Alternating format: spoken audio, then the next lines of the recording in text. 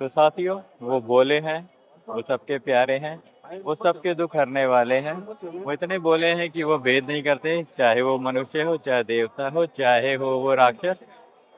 12 ज्योतिर्लिंगों में से एक ज्योतिर्लिंग के रूप में वो विराजमान है उज्जैन में। जी हाँ दोस्तों, आप बिल्कुल समझ गए हैं। इस बार हम आपको लेकर चल रहे हैं महाकाल के दर्शन कराने उज्जैन में।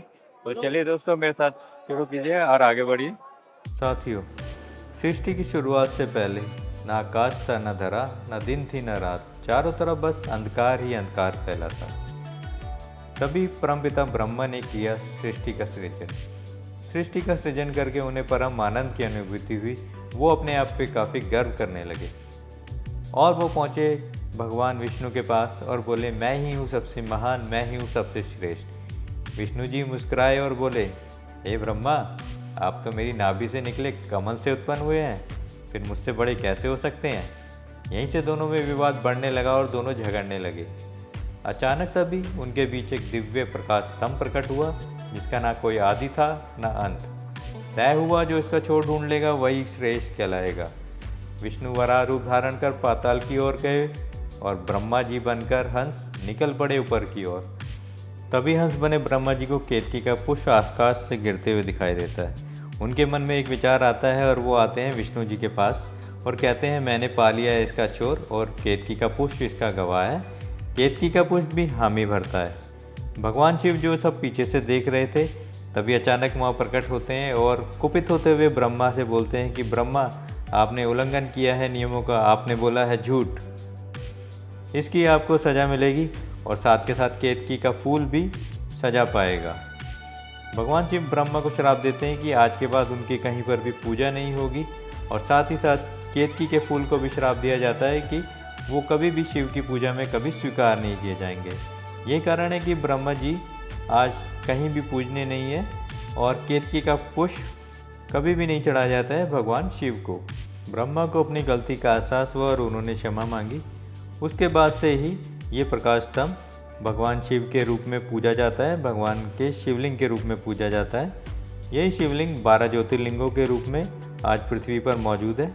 ये जो 12 शिवलिंग है, ये जो 12 ज्योतिर्लिंग है, वो इस प्रकार हैं। सोमनाथ, जो कि है गुजरात में, मल्लिकार्जुन आंध्र प्रदेश, महाकालेश्वर उज्जैन मध्य प्रदेश, ओमकारेश्वर खांडवा मध्य प्रदेश, वैद्यनाथ देवघर झारखंड, भीमशंकर पुणे महाराष्ट्र, रामेश्वरम तमिलनाडु, नागेश्वर द्वारका के पास गुजरात, काशी विश्वनाथ वाराणसी उत्तर प्रदेश, केदारनाथ उत्तराखंड में, त्र्यंबकेश्वर नासिक महाराष्ट्र और ग्रीष्णेश्वर नियर एलोरा महाराष्ट्र में। तो साथियों, कल थे हम ग्वालियर में, नाइट स्टे था हमारा शिवपुरी में और अभी हम निकल चुके हैं उज्जैन के लिए। तो अभी तक का हमारा 2 घंटे का जो सफ़र रहा है, बहुत ही अच्छा सीनिक ब्यूटी हम गएंगे। आसपास छोटे पहाड़ आते हैं, बड़े पहाड़ आते हैं, सारे के सारे हरियाली से भरे हुए हैं। बहुत सारे खेत हमें रास्ते में नज़र आते हैं। तो हम यहाँ पे थोड़ी देर रुके, हमने देखा कि यहाँ पे सब जगह हरियाली बिखरी पड़ी है। तो ये अगर मैं बोलूँ, अगर कि अगर यहाँ आते हैं तो रास्ते में अगर ड्राइव करते हैं तो बीच में गाय वगैरह आ जाती है, अगर उसको हटा दे तो अभी तक का सफ़र हमारा बहुत अच्छा सफ़र रहा है। गाय को बचाते हुए ड्राइव करना थोड़ा रिस्की रह जाता है, पर उसके अलावा अगर आप आसपास देखेंगे तो इतनी हरियाली है, इतनी खुशहाली है कि देखते ही मन खुश हो जाता है। तो चलिए दोस्तों, आगे बढ़ते हैं। धूप में तपिश हो या ठंडी हवाओं का संग, सड़कों पर निकले हो तो हर पल है रंग। नज़ारों का आलम है कि कहानी बन जाता है, रोड ट्रिप का सफ़र यादों में बस जाता है। तो दोस्तों, आप मेरे साथ शामिल होइए और मैं आपको दिखाता हूँ कि कैसी सड़कें हैं ग्वालियर से लेके उज्जैन तक की। तो नज़ारों का मज़ा लीजिए और हम मिलते हैं आपको उज्जैन में।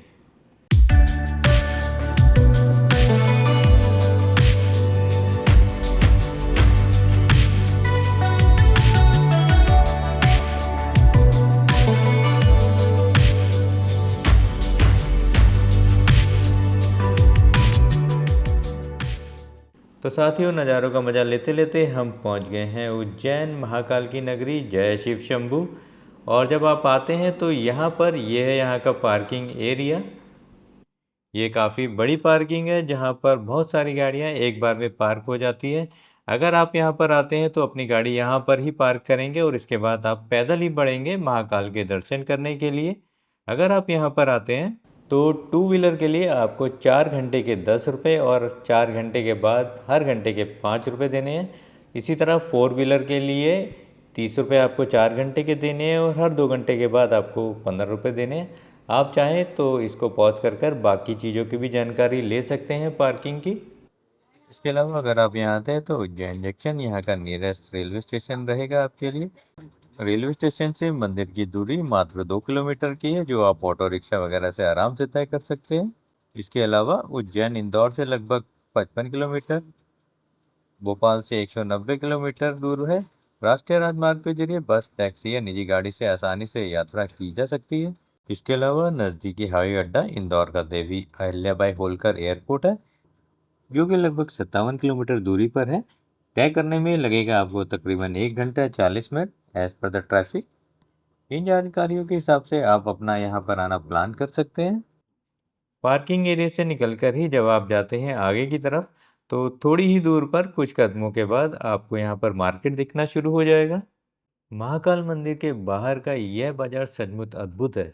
यहाँ आपको हर वो चीज़ मिल जाएगी जो भक्ति और पूजा से जुड़ी हो। फूलों की रंग बिरंगी मालाएं, प्रसाद से भरी हुई टोकरी, रुद्राक्ष की माला हो या चांदी के छोटे छोटे शिवलिंग दुकानों पर सजे हैं। आप यहाँ पर आते हैं तो डमरू, पूजा की थालियाँ और भगवान शिव की तस्वीरें, जो कि यहाँ की खास पहचान है, ले सकते हैं।